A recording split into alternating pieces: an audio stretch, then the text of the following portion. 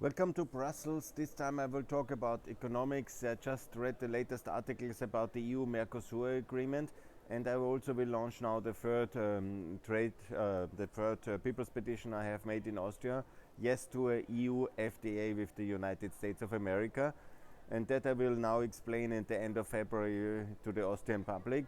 But it's now already really a big topic, and it's not only about the free trade agreement with America, but of course most important with the Mercosur agreement to get ratified and to eradicate this evil toxic Austrian protectionism, this force of the bad, this kind of anti-Semitic and protectionist anti-Americanism, which is the original sin of the Austrian public and of the French public as well.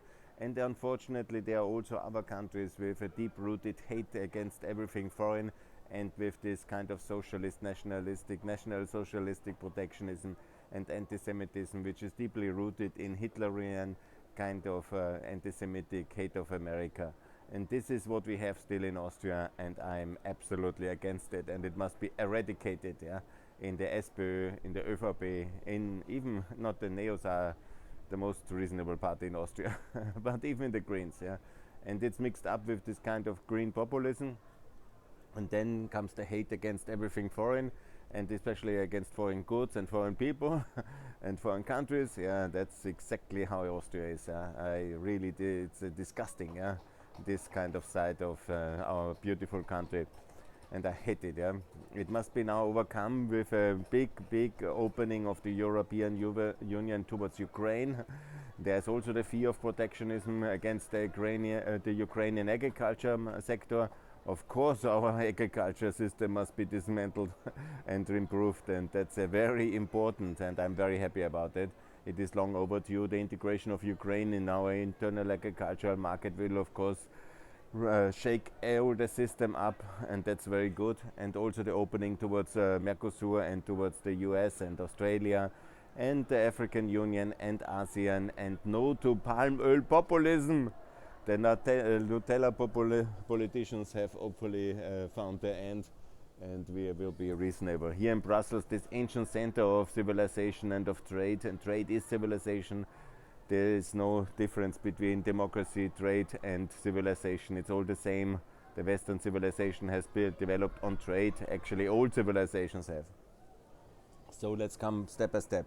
10 new trade agreements. Mercosur ratified, USA, African Union, Gulf Cooperation Council, Uzbekistan, and then of course Pakistan, and of course then India, Indonesia, Philippines, all ASEAN, and Australia and New Zealand. That's, I think, the number. I hope I have not forgotten any of them. There's maybe others, but these are the ones I propose in my people's petition.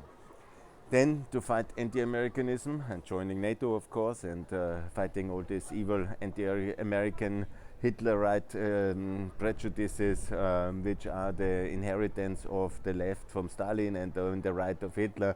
This hate of Western democracies, this anti-Semitism, this must be all eradicated, and together with protectionism, it must be in the gully of history. Anyhow, good, that's the thing. And then, of course, the enlargement of the WTO. I will fight for the European and Central Asian countries. There's others who can fight for others, but I have this list. Serbia, Kosovo, Bosnia, Lebanon, Azerbaijan, Uzbekistan, Turkmenistan. These are the countries I will support.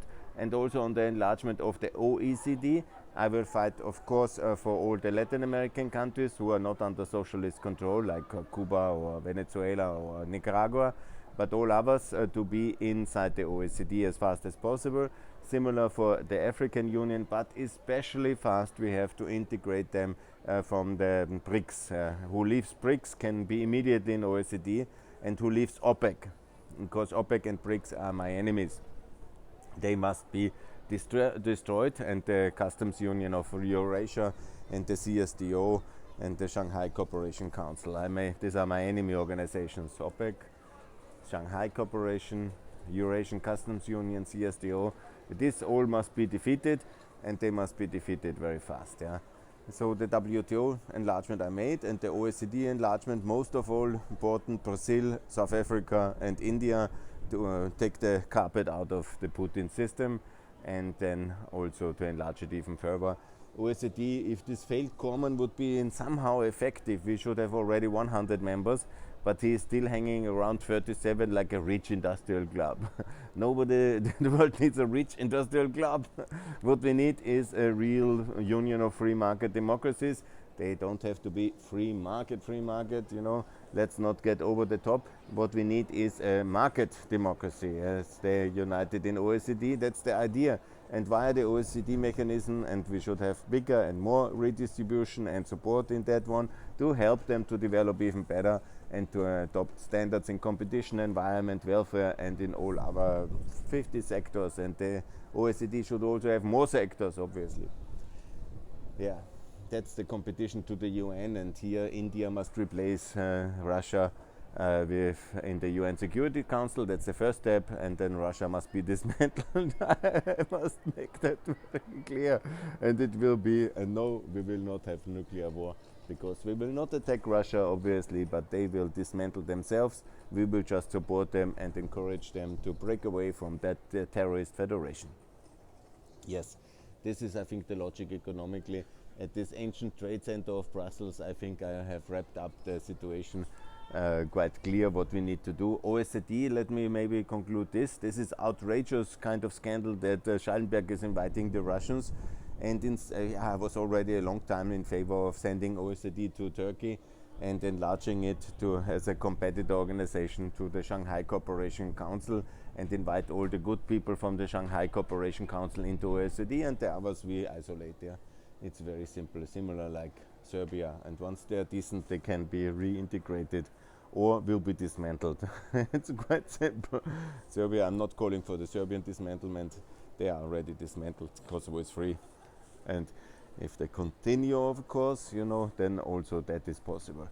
Good, and I made that very clear. Yes, and that's my economics here at the moment. And of course, you know, 15% flat tax for all, and the open labor market, and the euro for everybody, I think, in the European Union and in the candidate countries, and also similar dollar backs outside. That is, I think, the new gold standard. Basically two currency systems, not competing but complementing each other. And the third one, which is the yuan, and obviously there will be no ruble very soon anymore. It will be also new currencies in the new countries. Few of them will take the ruble, and all of them should be pegged to the euro, the dollar, depending to their economic trajectory. Good, that's, I think, very clear, and I will outline then in more details in the coming weeks. And I say thank you very much. I will make another small statement still for Kosovo, because still Kosovo is my best topic. I really like it very much, and I call everybody to support, invest, and encourage Kosovo, and please recognize Kosovo wherever you are. Thanks a lot, and more to come from Pax Europiana here from Brussels. Bye.